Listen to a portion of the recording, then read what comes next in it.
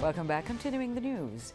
The alleged leader of the Clansman gang, Tesha Miller, will remain in lockup for Christmas as he was denied bail Monday afternoon. Miller is facing charges in relation to the murder of Douglas Chambers at the Jamaica Urban Transit Company, JUTC, 10 years ago. TVJ's Herman Green reports. Bail denied.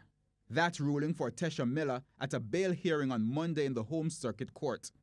Miller was arrested by a team from the Counter-Terrorism and Organized Crime Investigation Branch, CTOC, at the Lashusan Plaza in St. Andrew in October.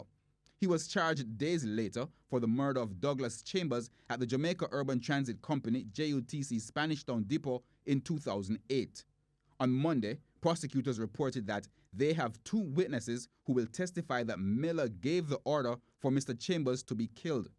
The prosecutors say Miller gave the order after Mr. Chambers refused to pay extortion money to the Clansman gang.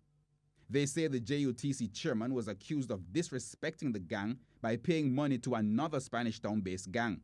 The prosecutors told the court that the order was given to Andre Blackman Bryan to carry out the killing.